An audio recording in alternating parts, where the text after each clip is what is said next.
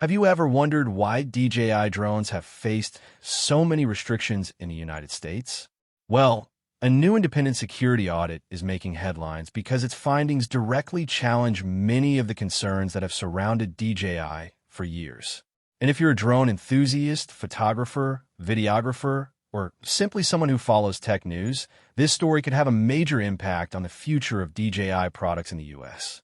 Recently, a U.S.-based cybersecurity company called OnDefend completed what DJI describes as the most comprehensive independent security assessment ever conducted on its products.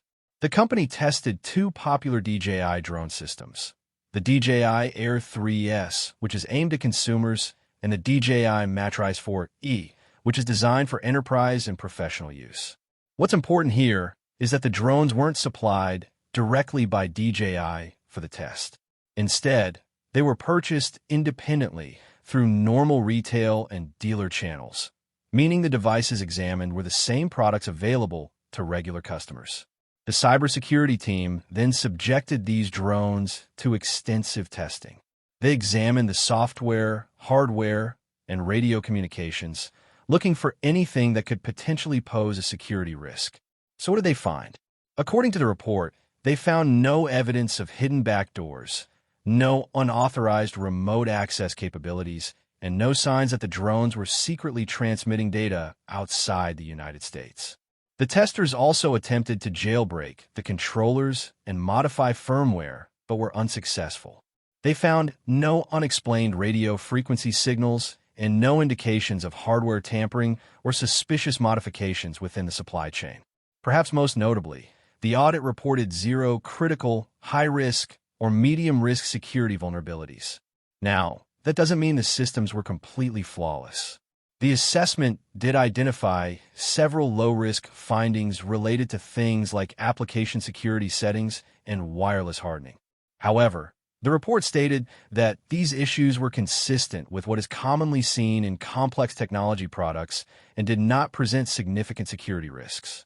DJI says it is already working to address the remaining items through future software updates. So why does this matter so much? The answer goes back to the ongoing battle between DJI and U.S. regulators. In late 2025, DJI was added to the FCC-covered list, a move that significantly restricted the company's ability to bring new products into the U.S. market.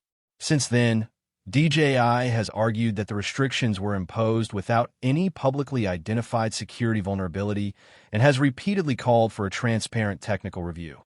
The company even points out that products beyond drones, including some of its popular camera devices, have been affected by the restrictions.